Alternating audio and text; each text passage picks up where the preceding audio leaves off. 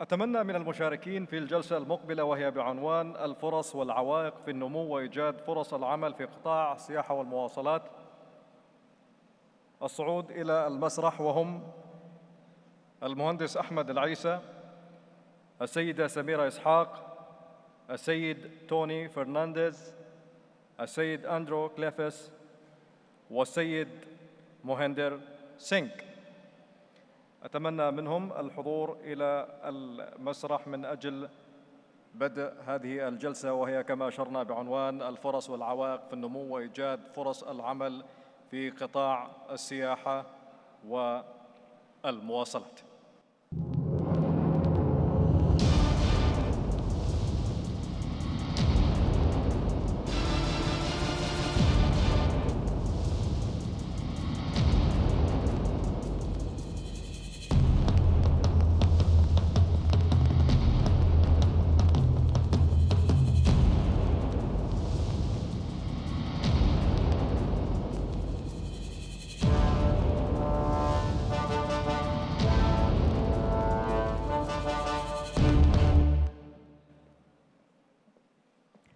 يدير هذه الجلسة السيد فيل غاندير، الشريك التنفيذي للخدمات الاستشارية للمعاملات التجارية في منطقة الشرق الأوسط وشمال إفريقيا.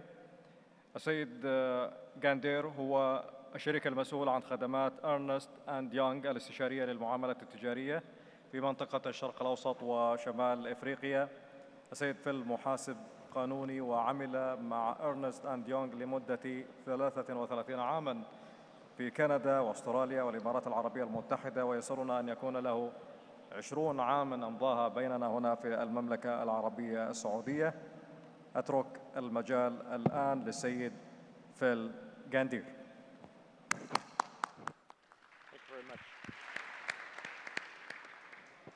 Your Royal Highnesses and honored guests, and in particular, I'm going to try and face a little bit more to our lady friends and sisters over here because they seem to be getting everybody's back.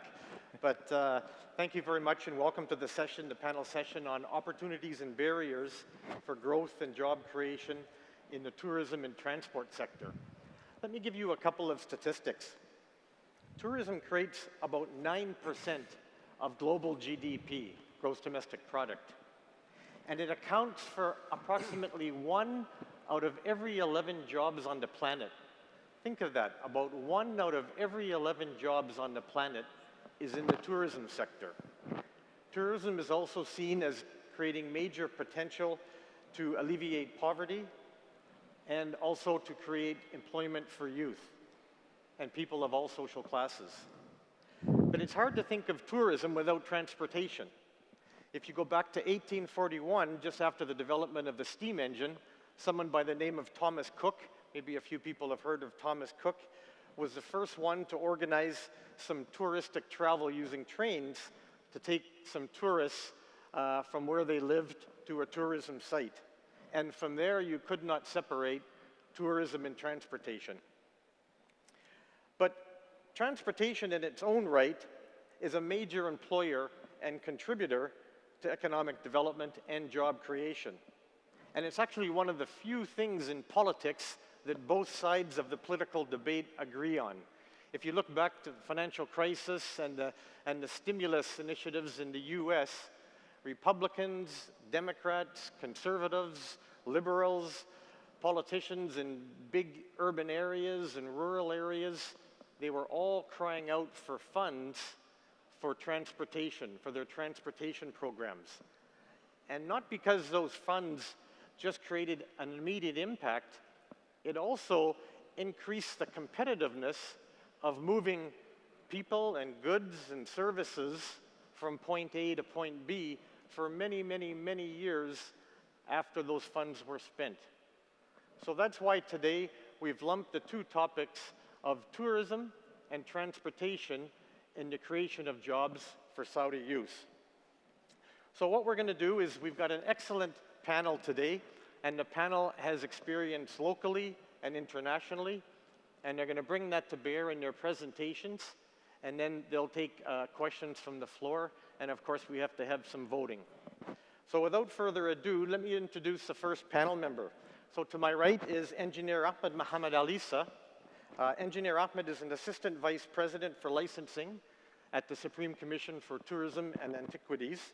He's a civil engineer from King Saud University, and he's worked with the Ministry of Transportation and the National Guard before being with the SCTA. Engineer Ahmed will use his 10 years experience of being at the SCTA to share his views around employment opportunities in the tourism sector. But I think most important, he's going to talk about what needs to be done in Saudi Arabia to improve domestic tourism and hence create more jobs for our Saudi youth. So Engineer Ahmed, thank you very much. بسم الله والصلاة والسلام على رسول الله.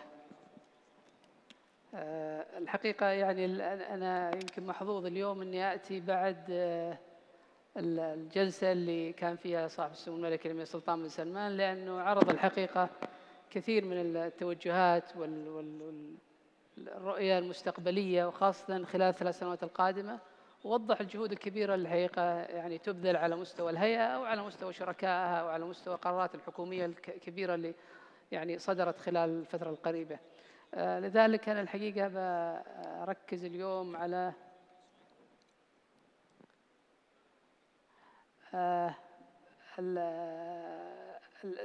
في بداية بس يعني العرض سأتحدث عن بعض المؤشرات اللي قد تساعدنا في معرفة حجم السوق الكبير. ليش الأمير سلطان اليوم يركز على الفرص الكبيرة في المملكة العربية السعودية؟ اليوم الأرقام اللي أمامنا توضح حجم إسهام السياحة على مستوى العالم وأيضاً على مستوى المملكة، وسواء في الناتج المحلي أو في الإسهام في الوظائف المباشرة وغير المباشرة أو في الاستثمارات الرأسمالية.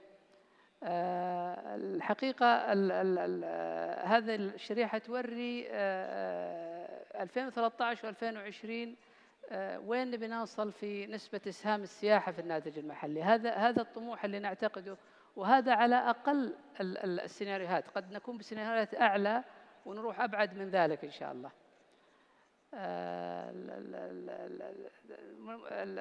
المؤشرات في التنافسية السفر والسياحة اللي تحدثنا عنها العالمية اللي تظهر يعني سنوياً، ترتيبنا الحقيقة غير مرضي.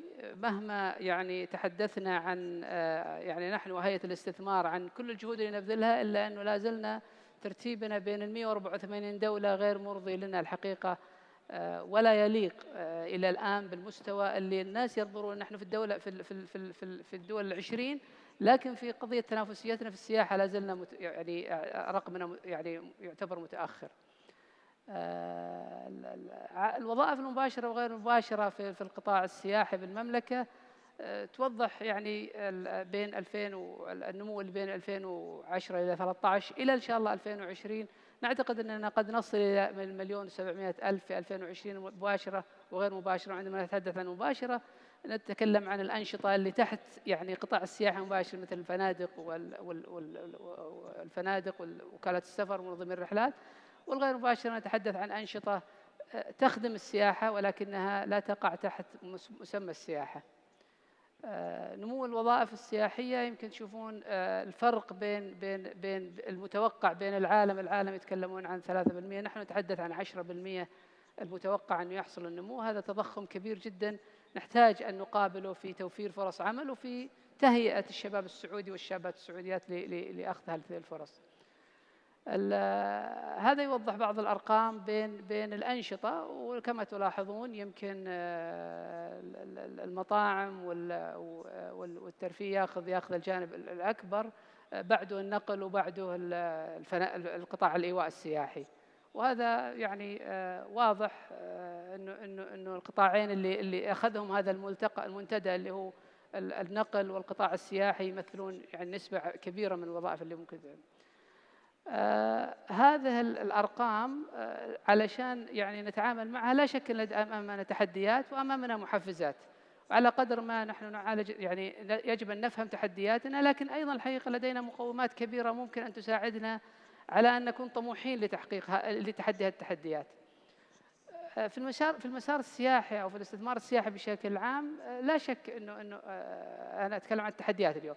لا شك انه منافسه قطاع السياحه من القطاعات الاخرى قد تكون سبب، يعني قد تكون تحدي كبير. ضعف المنتجات والبرامج السياحية بالكم والكيف، عدم اكتمال البنية التحتية. واليوم سمو الرئيس تحدث كثيرا عن موضوع البنية التحتية وأهميتها، وأنه نعم في قرارات كثيرة الآن طلعت تدعم هذا التوجه. لا زال الحرف والصناعات التقليدية أيضا تحدث عنها سمو الرئيس بوضوح. الموسمية لدينا إشكالية كبيرة في كثير من مناطق المملكة في موسمية السياحة في المملكة، وهذا يؤثر الحقيقة على نمو الاستثمارات. في يعني ثقافة التخطيط السياحي وغيرها من الأمور لا زالت عندنا في المملكة العربية السعودية ليست ثقافة مرضية ولا تساعد الحقيقة على نمو بعض الاستثمارات. التمويل، مشكلة التمويل لا زالت يعني مشكلة عائق كبير نعمل على حله. الدعم المقدم للمشروعات الصغيرة والكبيرة، وأيضا سوق العمل بشكل عام. بجانب هالتحديات يجب الحقيقة أن نعترف وأن نفخر بأن لدينا محفزات تساعدنا على العمل وتشجعنا على أن ننمو أكثر وعلى أن نعمل ونجتهد في هذه الأمور. اليوم لدينا اتساع كبير في مساحتنا الجغرافية، لدينا معالم وحضارات كثيرة مرت على هذه الجزيرة، ولدينا معالم أثرية وتاريخية وشواهد حضارية يمكن البناء عليها. لدينا اقتصاد سعودي قوي جدا ينافس في كثير من دول العالم، قوة شرائية داخلية وخارجية عالية جدا، استقرار سياسي واقتصادي وأمني، دعم حكومي كبير، عدد سكان عالي. يعني نحن لا نعتمد على السياحة الخارجية، وبالتالي قوتنا الشرائية داخلية.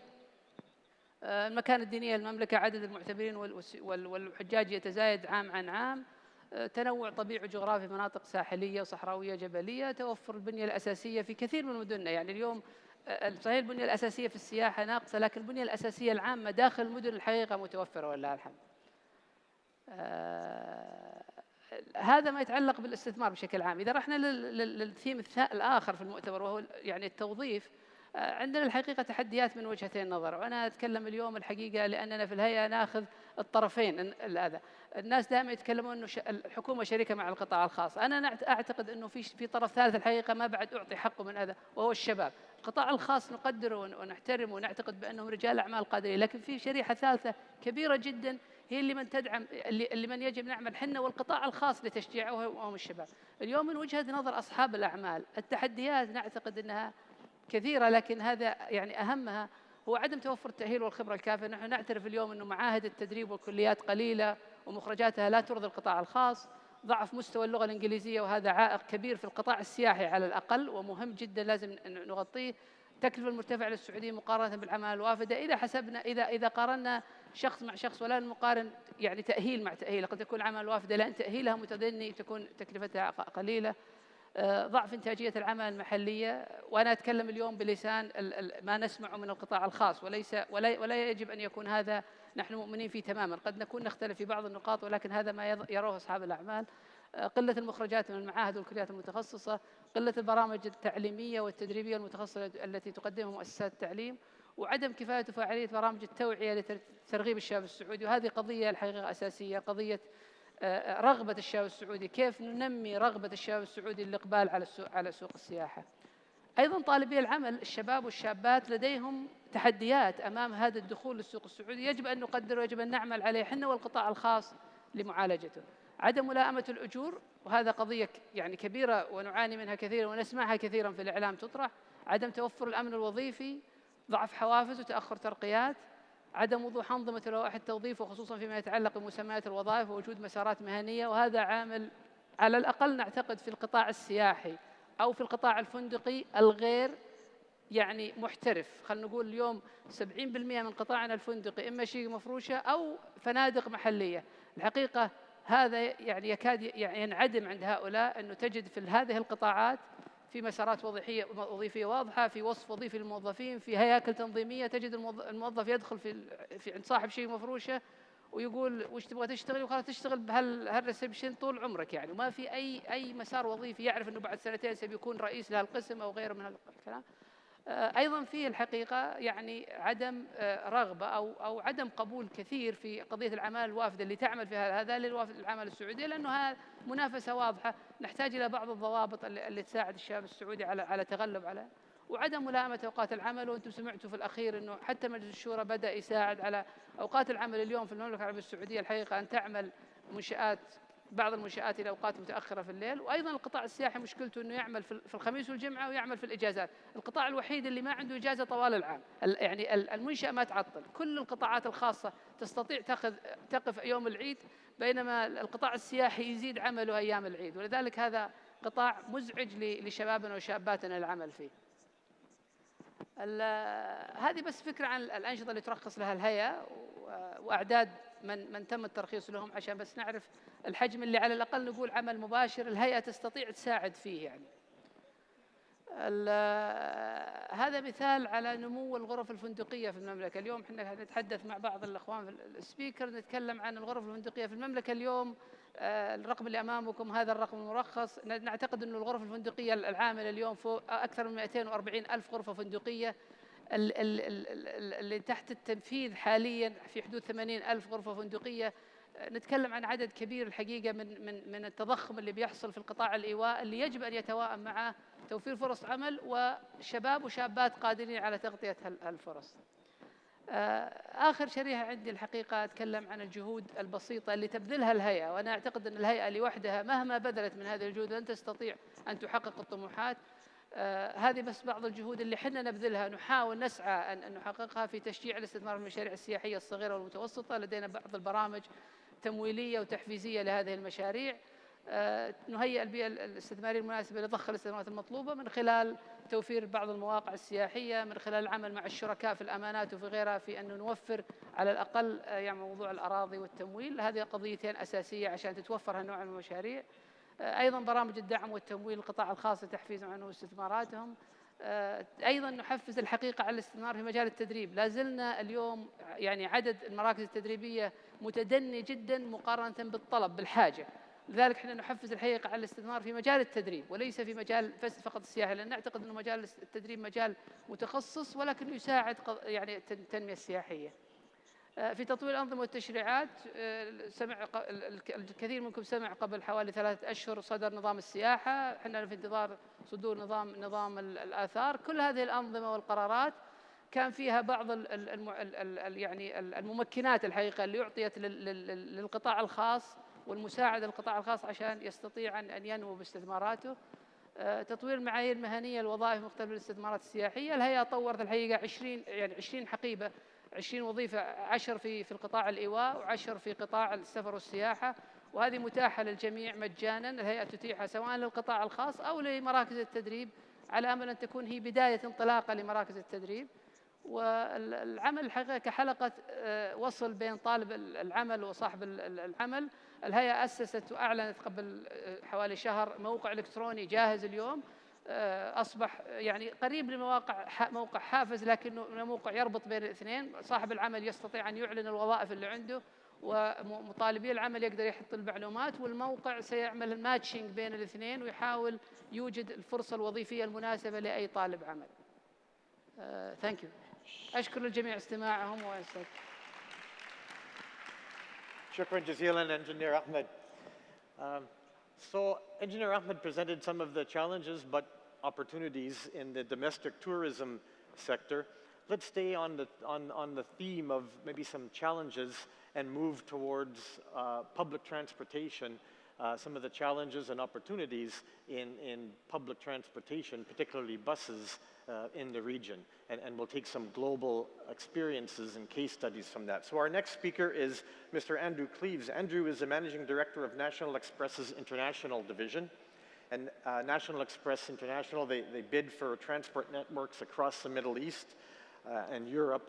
Most recently, Andrew's been involved, but the last 6 months in the Kingdom, where he was bidding for the bus transport operating license in Riyadh, and he's also submitted similar bid in Bahrain. Previously, Andrew was the Managing Director of National Express's UK Coach division, and he's worked his way up to the CEO of Tube Lines.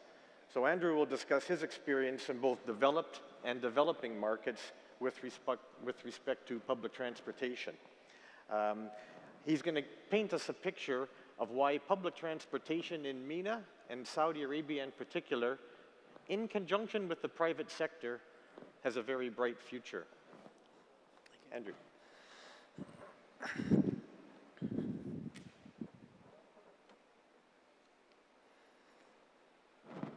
Thank you very much indeed. It's a real honor to speak here in this historic city of Jeddah.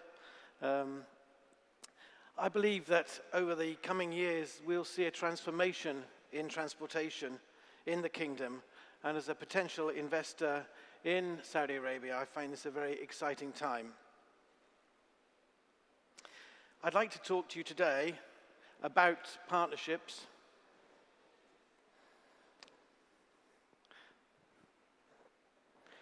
and why I think they're incredibly important. I think working with the private sector and the public sector together is the only way to unlock the jobs and the economic benefits, which are significant. I am looking for my presentation.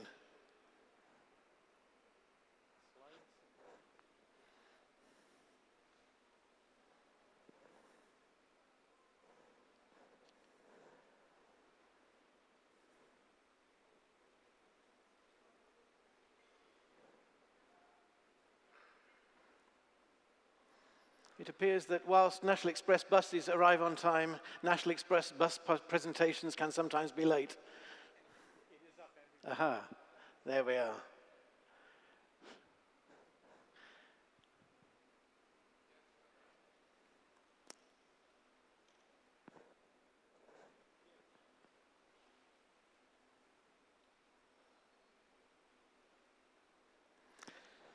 There we are. Right, we're up and working.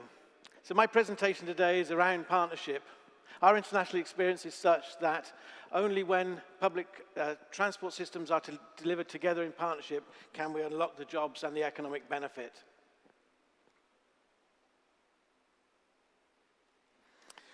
I believe that the public and private sectors have very important but very different roles to play, and getting this balance right is absolutely critical. Our previous experience has shown that partnerships really can deliver their objectives. I'll give you quite a lot of our experience from the UK. But for example, in the UK, the partnership that we work with in the centre of the UK has delivered a new smartphone bus app. People today, more and more, using the virtual world to book their travel. We're introducing environmentally friendly buses. We've doubled the number of ticket inspectors. Good, honest travellers like to know that those who are not stand the risk of having their journeys disrupted by an inspector. And the seamless flow of partnership arrangements over the years has led to some significant improvements, including some record-breaking punctuality in the areas that we work. If we look at the most recent partnership that we've signed with the authority in the centre of the UK, this has delivered some 450 million riyals of investment recently. We continue to work together to improve services. If they're coordinated, then I believe that partnerships can deliver improvements in customer satisfaction and growth. This is both in jobs and in people's ability to get to jobs. I said earlier that I thought the roles were very different. I think that the private sector is best targeted at state-of-the-art customer service and vehicles, whereas the public sector focuses on the infrastructure, both virtual and real, and also working with the transport authorities to ensure the flow of public transport around the city, which is, of course, critical for both safety and reliability. This leaves the private sector to focus on customer service, safety, and the vehicles themselves. And working with our public sector partner in the UK, we're delivering some real improvements in terms of gold bus corridors, specific best practice from around the world. This graph is rather complicated, but it shows that partnerships work. The graph on the side is the passenger journeys per head of population, and the axis along the bottom is the size of the conurbation. So you can see that the conurbations to the right of the graph, the biggest, where they're working in partnership, have the highest level of passenger ridership. So partnerships deliver ridership. Specifically, we've been working with our partner in Coventry, a city in the Midlands in the UK, where 3 years ago, ridership was falling off. The graph there shows the year-on-year ridership. 3 years ago, people were not using the buses. We then signed a partnership, invested in new buses themselves, brought on a smart card, brought on improved communications, and you can see that over a really relatively short period of time, growth has been restored, and we're now seeing some steady growth and improvement in customer satisfaction. Working together, we've improved the marketing, we've introduced smart cards, introduced technology on the buses so that we know where they are and how safely they're being driven, and that drives reliability. So looking at the bigger picture, recent results show that partnership is delivering real benefits. These include an increase in overall satisfaction, an increase in punctuality, and also an improvement in personal security. These are all things that matter to passengers. As has been said, we've been working in Riyadh, and we did some research with local people, local young people, women and men, and expats. And we tried to summarize this in some of these slides. So what people in Saudi Arabia are saying about transport is that, for example, women feel totally dependent on male drivers. Non-car drivers, non-car owners are reliant on others. There's quite a consistent moan about congestion, and also, of course, cost and convenience is absolutely the key factor. People will use public transport when they make sensible economic decisions for themselves, that this is the best form of transport for them. Some views that we got, and this is from the forums that we carried out in the Kingdom, people saying, well, there's not enough seats for women. This is certainly a challenge which we need to overcome. No stops where I want to go. Their perceptions of poor quality service, whether or not it's a viable choice. You can see that people are raising some significant concerns about public transport. And again, I believe that only working together with public and private partnership can we overcome these objections and deliver good service and good passenger growth. When people are given the facts around what can happen with public service, people do say, okay, that's great, well, it can allow me to travel when and where I want. It can be safer, certainly cheaper than a taxi or a car. And people see transport as a bridge between a conservative world and an open world. They see it as part of the drivers of change, ability to get to jobs, ability to get to new parts of the world. Therefore, I put to you that well-run urban networks deliver significant economic benefits for a number of sectors and areas of the economy. This is because buses, for example, don't just link households and jobs and education. They do that very well. But actually, bus users in the UK, for example, make shopping visits, make visits to leisure, and we've talked about tourism already. In the UK, people who travel by bus add something like 150 billion riyals to the economy as a result of those bus journeys. So I believe a strong public transport system enables people to get to jobs and in themselves create jobs. For every £1 of public spending, for every £1 riyal of public spending, 2.5 are generated. So a good public transport system supports flexible labour markets, allows people to get to jobs easier. They actually create jobs, of course. One of the things we're proud of in the UK is that we're the biggest private sector employer in Birmingham, where we're based, in the city that we're based. And also, of course, there's the spin-off because of the spend that people bring as part of their travels. So both the public and the private sector roles are important but different, and this is something we see across the globe. The public sector recognised the need to invest in infrastructure and to manage the risks so that the private sector can do what it does best. That's investing in the product, innovating to meet customer demands, and developing staff to improve customer service.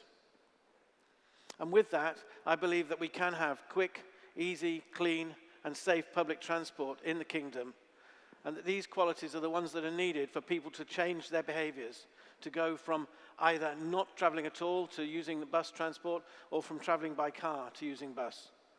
They're very simple words, but these are very, very tough targets to achieve. Finally, I'd like to give you what I think are the enablers for partnership.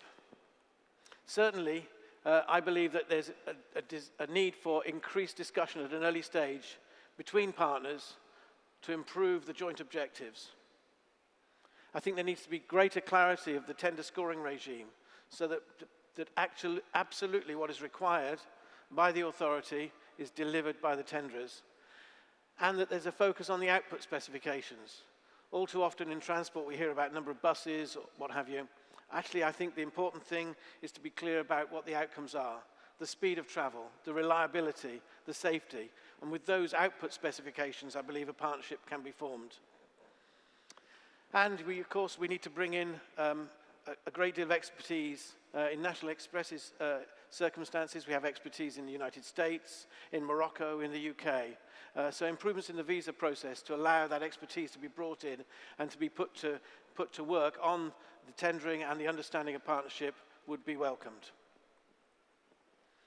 So in conclusion, I believe that partnership working is crucial, that successful public transport markets are built by both public and private sectors, that partnership itself mutually supportive to investment and innovation, and that it drives safety, passenger growth, customer satisfaction, and helps to sustain those in the long term. Transport really can create good, skilled jobs for local people. And I thank you very much for listening.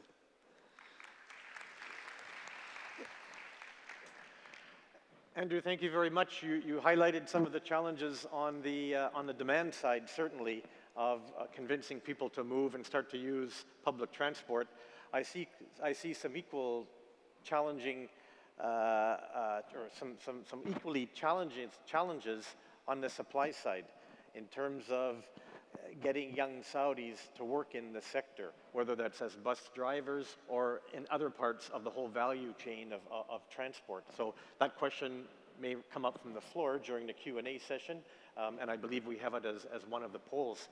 So I think what we'll do now then is we'll move back to tourism. Engineer Ahmed talked about some of the challenges. What I'd like to do now is introduce our next panelist, who's going to talk about the size of the prize, and the prize being employment, and the massive potential prize that there is there. So let me introduce Samira Isaacs.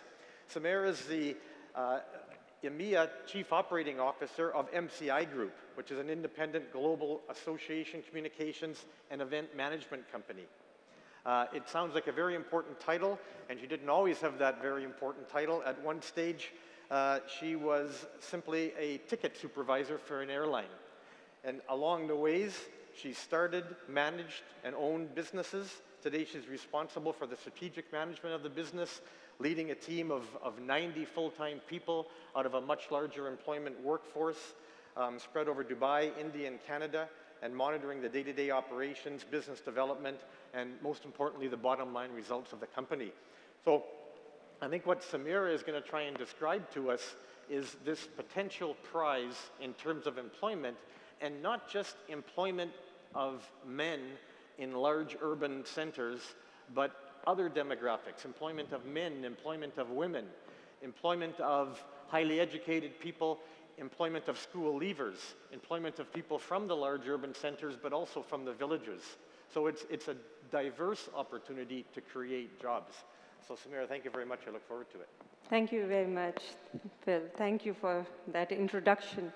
So I'd like to just really recap a little bit on the importance and the purpose and functions of the travel and tourism industry. A lot has been said today and debated about it. So just to recap that, what does this industry bring to the economy? So it helps to showcase the destination. It becomes a great platform for the brand positioning of the destination. In the ease of doing business, helps showcases its heritage and culture. It keeps us competitive, creates alternate source of income other than your regular source. In Saudi Arabia's case is oil and gas. And it keeps us competitive. It induces infrastructure development and growth. So road and transportation is just one example of it. But in addition to that, hotels, airports, more and more the destinations are realizing the value of having bigger airports, bigger convention centers. And it helps fuel the economy by creating jobs. And jobs, not just seasonal jobs, but year-round, and jobs not for one sector of the population, like men only, but also for ladies or young entrepreneurs or entrepreneurs. So I have used the baseline for my presentation today, since this is forum here that PowerPoint presentations are very critical and numbers are very critical. So I decided that I want to use the numbers from the World Travel and Tourism Council and their projections that they did in the World Economic Forum in Davos in 2013. So as per WTTC, that this is really the size of the GDP for travel and tourism sector. It's at 6 trillion, the sector already accounts for 9% of the world GDP, and it provides 120 million direct jobs and 125 million indirect jobs. This means that the industry now accounts, as Phil already mentioned, for 1 in 11 jobs on the planet, a number that could even rise to 1 in 10 jobs by 2022. So definitely a sector that cannot be ignored by any developing economy. In comparison, if you look at the business tourism, it's rather slightly smaller, but it's more condensed and more intense, and it's more high yielding, because for every dollar invested in this type of tourism, product generates $17 in trade. So just to talk about that, how does the World Travel and Tourism Council benchmarks? So as you will see there, that they have taken the benchmarks of certain regions in the world, but they also have a global world benchmark. They benchmarked against 25 top countries in terms of infrastructure and popularity of tourism influx. And if you will notice here that from the MENA region, there's only one country, which is UAE, which is featuring in this index. And some of the sectors that they have benchmarked against is mining, oil and gas, which is all sectors of oil and gas, and then education, all type of education, higher education, which is universities and so forth. And you've got chemical and manufacturing, which is also fertilizers, pharmaceuticals, automotive industry, which is manufacturing of spare parts as well as accessories, communications, which is postal communications as well as telecommunications, banking and finance, which is all sectors of banking and finance services, including insurance. So this is some of the benchmarks that they used in this particular report. So what is the value index that they apply here? Okay. So they use, which is the, if you will see, there's the direct impact. This includes only direct employees in the related value of the accommodation, recreation, transportation, and other related sectors. Indirect, this measures the supply chain impact, also called inter-industry impact for each sector. And then the induced impact. This measures the impact of infrastructure development to support the sector and incomes earned directly and indirectly as they are spent in the local economy. So just let's delve into the figures for Middle East direct GDP by industry. So travel and tourism, direct GDP in the Middle East reached US 80 billion in 2013. Given the importance of oil extraction, the mining sector is by far the largest industry, if you will see on that graph. However, travel and tourism in the Middle East is approximately the same size as the chemicals and manufacturing and education sectors. So overall, including its indirect and induced impacts, travel and tourism generated 202 billion in GDP, or 7.8% of Middle East GDP in 2013 came from travel and tourism sector. This is exceeding auto and higher education sectors. So quite phenomenal and fundamental. This is actually very pertinent slide to this conference in particular. So ranking direct employment by industry. Now, if you saw in the previous slide, mining was the biggest industry, but here the situation is slightly different. With 1.7 million direct employees in the Middle East, travel and tourism is one of the leading employers in the region, surpassing the job creation of all comparative industries except education. However, if you will notice, remarkably, travel and tourism directly employs more than twice as many people in the region than the mining, including oil extraction industry. And although, as you saw in the previous slide, mining is 10 times bigger industry than travel and tourism, this is quite an interesting comparison. So including its direct and indirect induced impacts, travel and tourism in Middle East sustained 4.5 million jobs in 2013, exceeding that of the mining, financial services, chemicals, banking, higher education, and communication sectors. At 6.8% of the regional employment, travel and tourism generated nearly 1 in 15 jobs in the Middle East.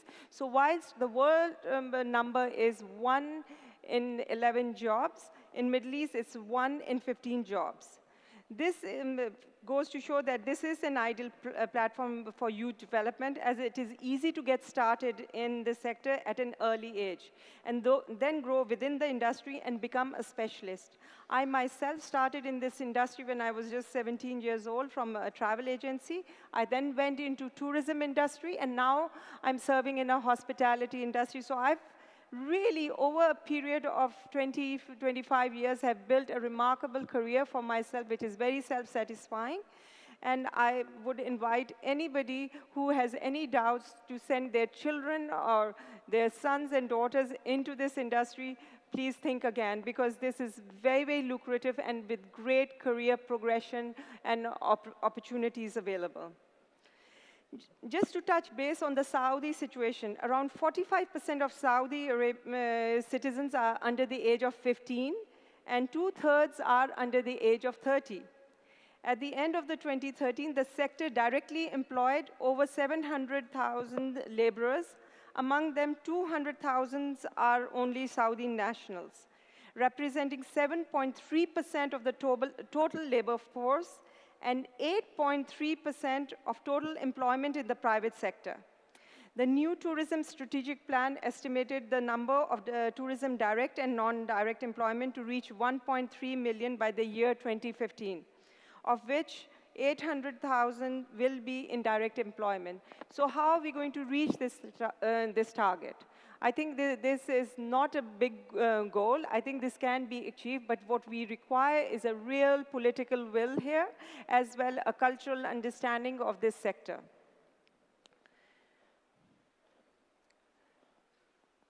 So just the forecast for this sector, the Oxford Economics Global Industry Models project travel and tourism GDP to grow 4% per annum over the next decade. This is a great growth that the forecast from the mining and auto manufacturing sectors, as well as total economy. Travel and tourism will be among the industry leaders in economic growth over the next decade. So huge opportunities exist here to encourage our youth to take part in this industry. So just coming down to a little bit on the Saudi Arabia scenario, if you see in this map, you will observe that Saudi Arabia is indeed a very big country. Trying to fit it into this map, it can cover the entire Western Europe. And in comparison, if you see UAE, it just hardly manages to cover Austria. So why is Saudi Arabia so small in tourism? I think this is a very, very fundamental, important question to be asked today here. However, by all estimates, this trajectory is changing. According to a recent World Bank report, the Saudi government is forecasting 5.8% growth rate per annum and has budgeted a spend of USD 36 billion in tourism expenditure and hopes to create 1.3 million jobs by 2016, both direct and indirect.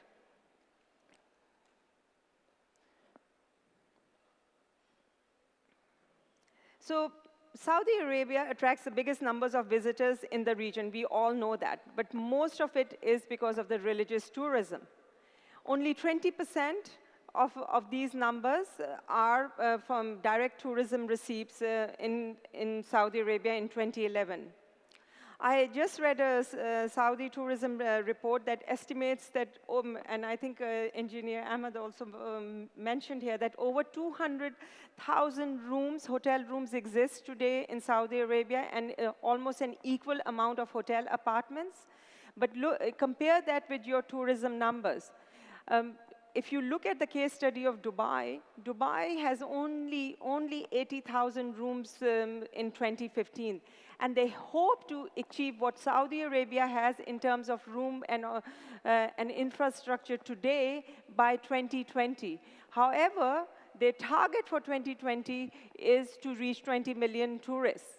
So there is something to be pondered about here, you know, and we've had a very good debate just before this session amongst the panel here that there is huge potential. You are not lacking in infrastructure. You have world-class infrastructure.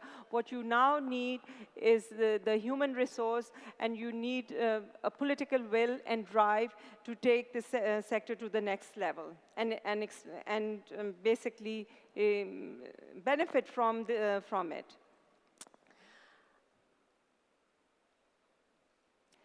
So I just want to touch upon the missing middle of 1 billion entrepreneurs here. By this, I mean my sisters and my counterparts, the ladies in the kingdom, or really anywhere in the world. If China and India each represent roughly 1 billion emerging participants in the global marketplace, there's a 3rd billion represent women who are entering the mainstream economy for the first time by 2020. So 3rd billion was a term coined by Booz and Company in 2010. And basically, what it signifies is that they did a study and research that approximately 870 million women who have been living on contributing at subsistence level will enter the economic mainstream for the first time as producers, consumers, employees, entrepreneurs by 2020. In the following decade, this number could conceivably pass 1 billion, hence the term 1 billion. The economic impact of these women is expected to be the 3rd massive billion after the economies of India and China. The report profiled 3 countries from the MENA region out of the total 120 countries benchmarked. Saudi Arabia was at 123rd number, UAE was 109, and Egypt was 108. And it signified that all the 3 countries are at the starting gate or the starting point of integration of this big economic bloc.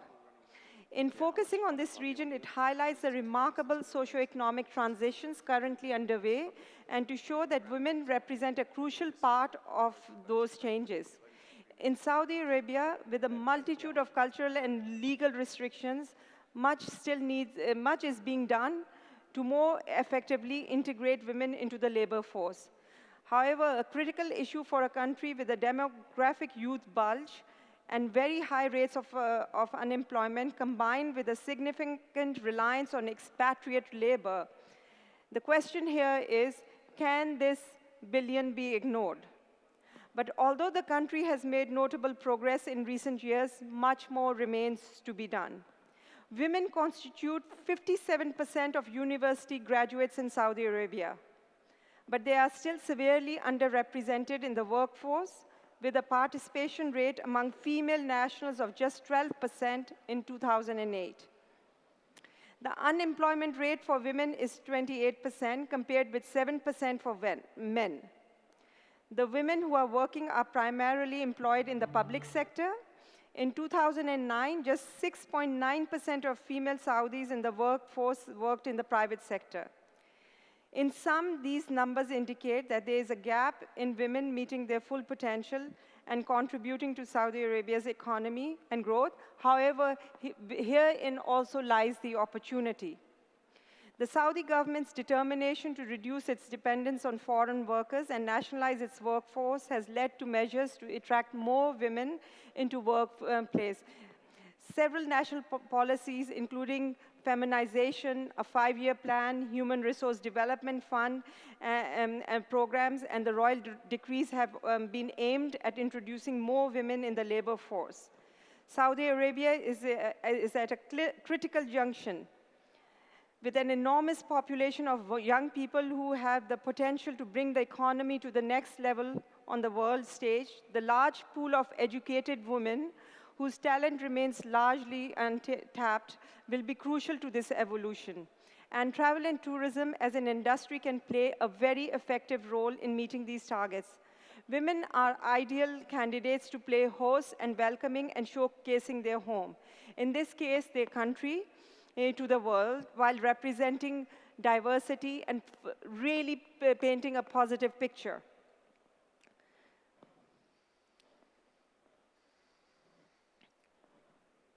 So the traditional business models might not always apply in different geocultures and environments. Language, culture, traditions, temperaments, they all play a role. And travel and tourism is not immune to this factor. This is a business where all actors and players on the stage need to be local. And our first point of contact for the industry, soft ambassadors, so to speak.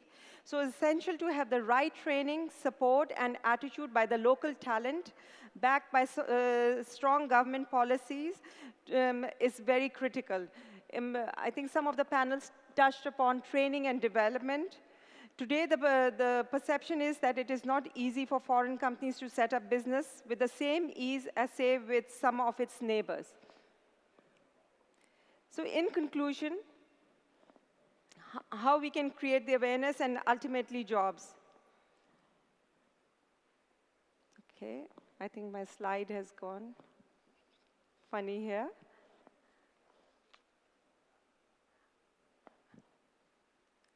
Okay.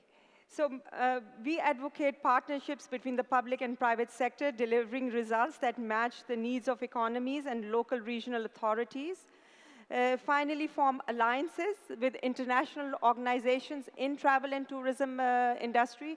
I've mentioned some there, Society of International Travel Executives, MPI, Meeting Professional International, ICA. These are some of the bodies which represent the industry on the global stage.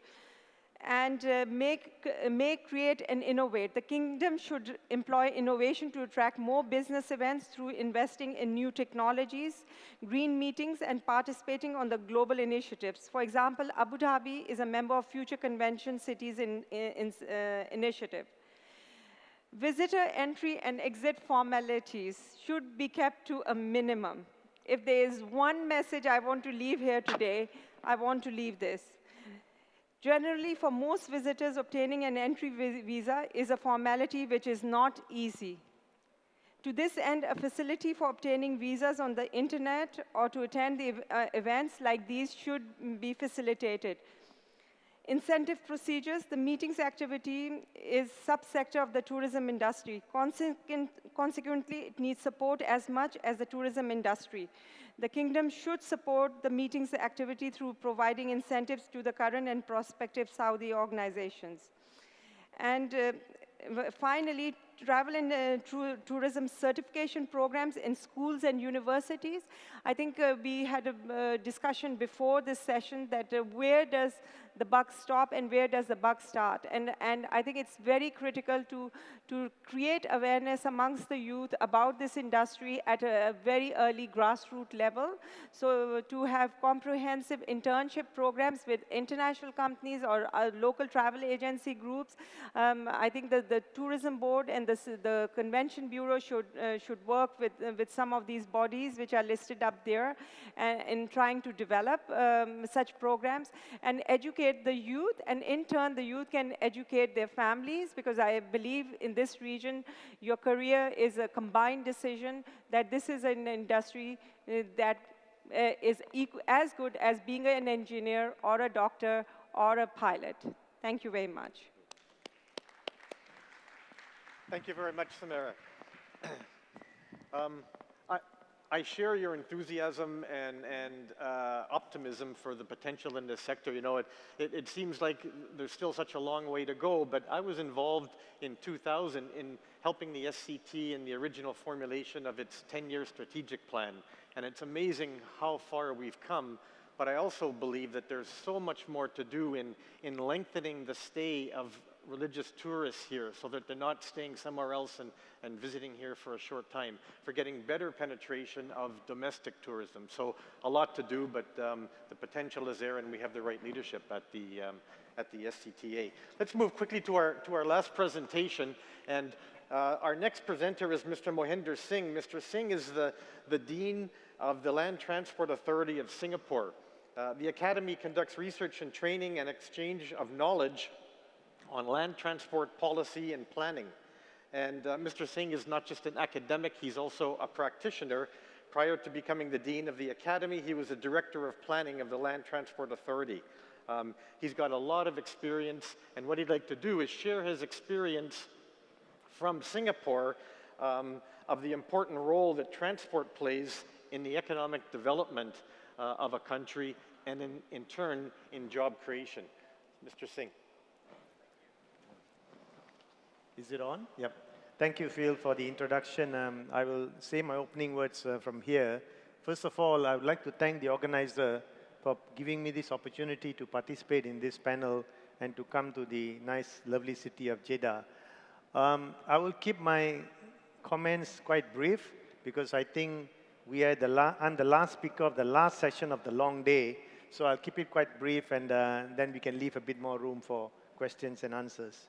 Now, I think most of you know Singapore is a very small country. It has got no resources. Unlike the Kingdom of Saudi Arabia, you are blessed with so many resources. You have ample, abundant land, abundant oil, abundant natural resources. Name it, you have got everything.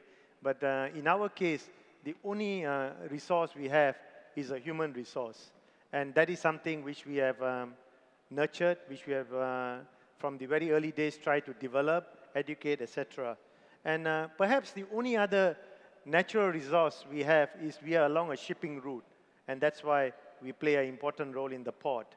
Now, I'm not sure, some of you may not know that Singapore in the early days, in 1960s and in the 1970s, was a very, very poor country. It had very high unemployment. The majority of our people lived in slums, in squatters, and the population was growing. There were a lot of young people without jobs. We had to provide housing. We had to provide industry. There were no industries other than the port. And so very early on in the days, policies were put in place to try and develop Singapore economically. And these policies have been sustained over the years. And one of the key things that the government took particular interest in and has continued to do so is the role of infrastructure in the economic development of Singapore. And not particularly, and among them a key component is transport, and how transport has played and continues to play a very important role in the economic development of Singapore and in job wealth creation. I think most of you know that transport plays an important role. Many of you know that transport shapes cities, public transport particularly, In the early days, I'm sure even here in Jeddah, it was a walking city before the advent of the trains and the motor car, which has continued to change cities. So transport, this also applies to what sort of vision you want to develop for transport. In our case, in Singapore, given our circumstances, given our size, given our location, we developed an integrated transport vision which was based on public transport as the key mode of transport in moving our people. And that has gone on since the early days, and the government has invested very heavily in transport development, recognizing the important role that transport plays in economic development of a city. Also, the fact that transport provides access to jobs. Transport allows you to do all the social activities you want to do. I mean, unlike some other things, transport is not an end good. It is an enabler. You take transport because you want to do something, not because you just want to take transport and just move around and drive around. So transport brings direct and indirect benefits. Indirect benefits are economic development. Direct benefits are people who are employed in transport, who are trained to operate the metro systems, the buses, the road pricing systems that we have in Singapore, etc. And this is similar to other transport infrastructure. I'm here talking about land transport, but this could equally apply in our case to air transport, to sea transport. You know, we are a hub airport, we are an aviation hub. We are also one of the largest ports in the world. So this could also apply to that. And and this is ongoing, as I said. And I will have a short video after my comments to show the plans we have now. But before I do that, I want to talk about the linkage between transport and education and training of manpower. Now, there are two categories of training that we have consistently tried to apply in transport. One is what we refer to as pre-employment training, in the sense that you have to train the manpower, you have to train the people to take on the jobs which are in transport, be they planning of transport system, designing, operating the transport system, managing the traffic, etc. So that is something where, in my case, the academy works very closely with our institutions of higher learning, the universities, the polytechnics, the institutes of technical education, to try and infuse the transport education, the transport curriculum component into these courses, so that when the graduates come out of this program, they have relevant training in order to get the jobs in the transport sector. And secondly, the second part is in terms of continuing education, which means that once you are in the transport sector, you continually need to upgrade your skills, either because technology is changing or because you're progressing in your career. And so that's the other component where continuing education is important in the transport sector. And that's another area where we in the academy works very closely by providing courses for manpower development of the transport industry. And this cuts across the whole spectrum of jobs. Like I said, managers, engineers, architects, technicians, operators of transport systems, maintenance people, etc. And I think one thing which perhaps other people mentioned is branding. Branding is important. I think we need to brand the jobs properly so that people are attracted to it. And I think finally, before I end, I think don't underestimate the impact of investing in education and training. The dividends may not be immediate, but as you in the Kingdom of Saudi Arabia build up your transport system, at the same time, this presents an opportunity for you to train your local people to take on the jobs and keep it on a sustainable mode. With that, I thank you very much. And if I may just ask the organizers to just play the short video. It's a few minutes.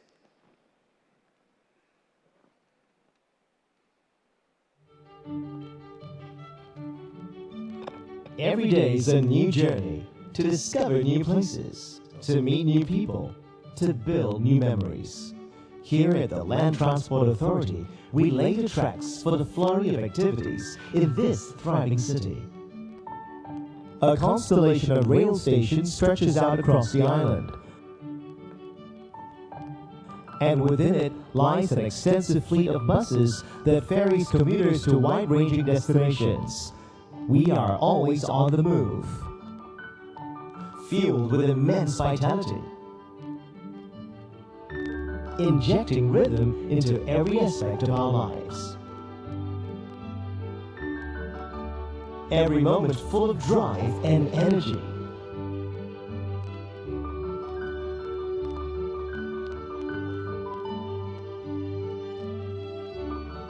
Ever ready to meet each new day.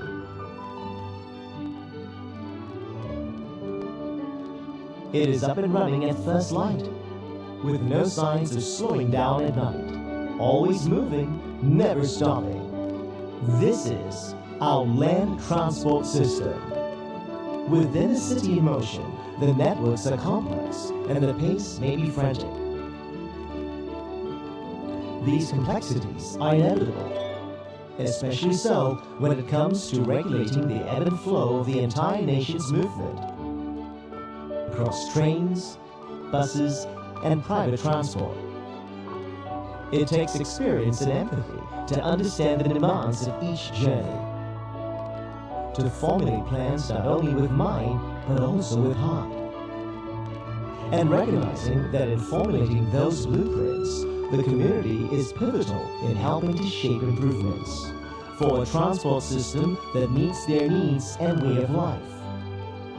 Amidst the hustle and bustle of this ever-changing world, we monitor and regulate traffic through different initiatives and innovative technologies, ensuring that this dynamic city of ours never stands still.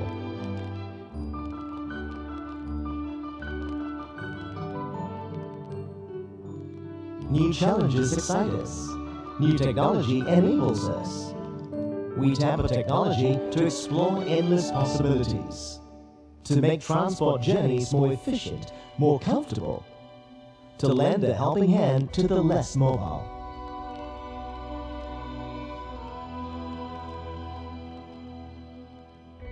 And to craft intricate systems and sturdy infrastructure. With foresight and precision, the Land Transport Master Plan sketches out roadmaps of the future.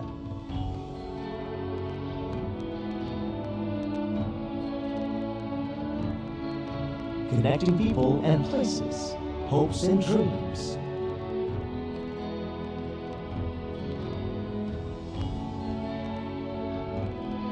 Where people can get together more easily and comfortably.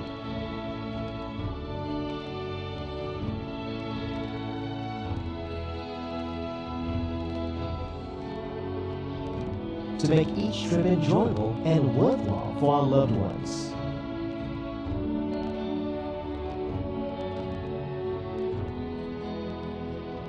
And giving people alternative choices in getting to their destinations.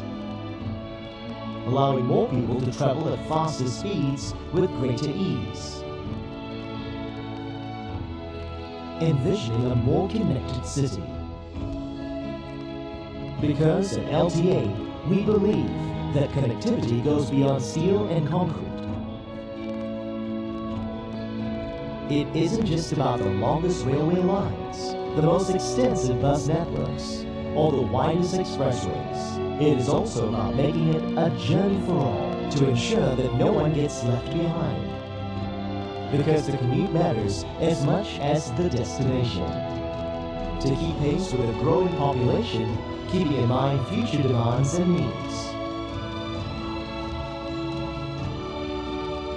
To have thoughtful developments for a more sustainable tomorrow. In this city that celebrates life, each destination signals a new beginning, and each pause a short transit. Our next step lies ahead to help all Singaporeans stay connected to their goals, aspirations, and lifestyles.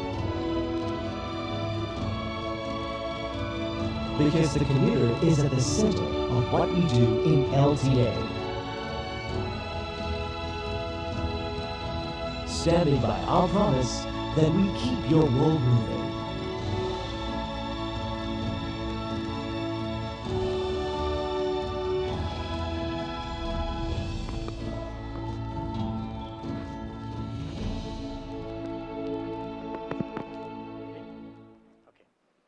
Thank you very much. Thank you. Well, thank you very much, Mohinder, for sharing the experience, the enviable experience of Singapore. I think you could use that film as a public relations film to attract both riders to public transport and for employees to work in the sector. I've just been told by the organizers that we're a little over time, so I think we're not going to have any questions. And I don't know if we're going to do the voting. Will?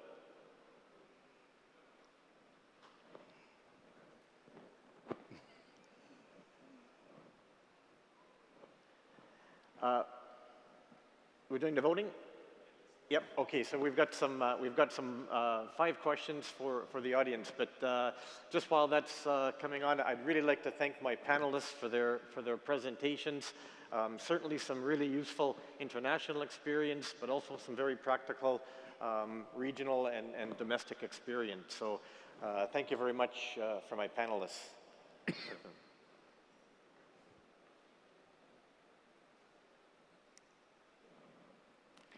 Okay, the first question. Are we already doing enough to promote domestic tourism within the kingdom? Do you agree that we're already doing enough, or do you disagree with that? Press number 1 to agree, or 2 to disagree. That's a fast vote. That kind of reminds me of what happened in Ukraine. Okay, so 67% disagree, and so there's room for improvement, Engineer Ahmed. The next question.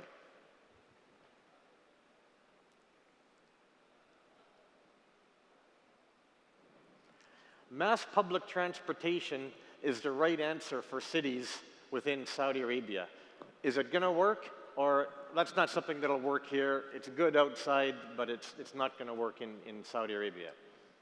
So do you agree that it's the right thing, metros, buses, or do you disagree?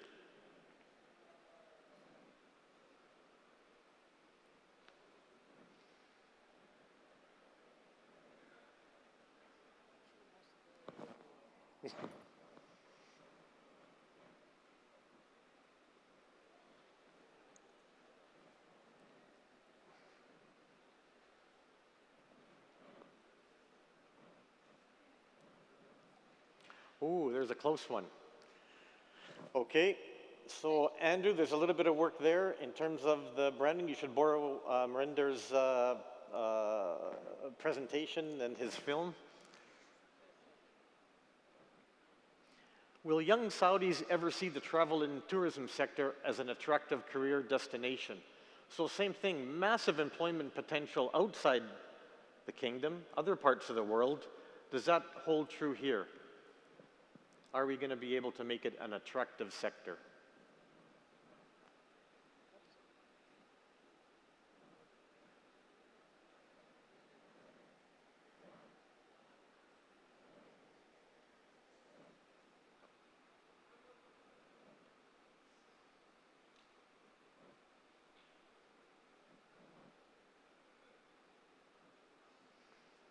Okay, very interesting. A little bit of work to do here also.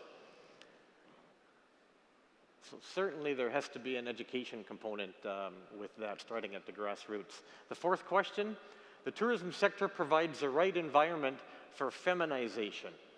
This should be interesting. If we're having trouble with employment overall, does it provide the right environment for job creation for national women?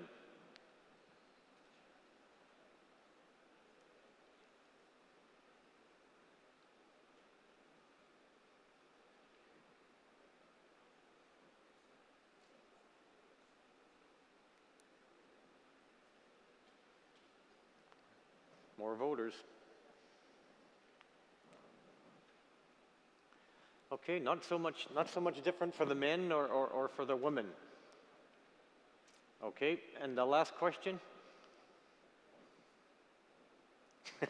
Tony should be given open skies in Saudi Arabia for a low-cost airline to create the number of jobs that he's done with AirAsia. Agree or disagree?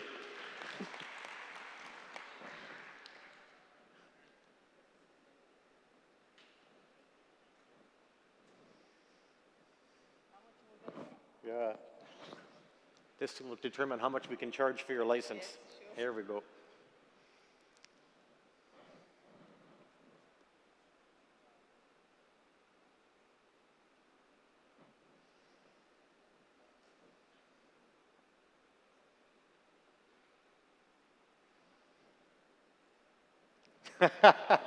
I thought I'd be able to say ahlan wa sahlan. I think it's late in the day. All right, thank you very much, everybody, for your contribution. I know it's late, for your voting, your honest voting. There's work to be done, and thank you to my panelists.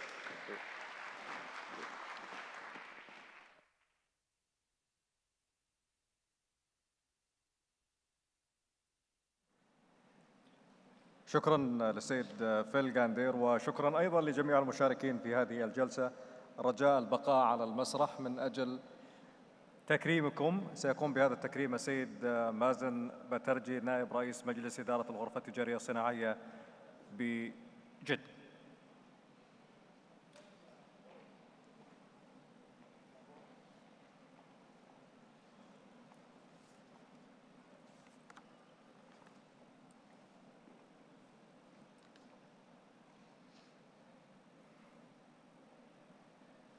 طبعا هناك العديد من النقاط المهمة التي تم ذكرها في هذه الجلسة، والتي كانت تتحدث عن الفرص والعوائق في النمو وإيجاد فرص العمل في قطاع السياحة والمواصلات.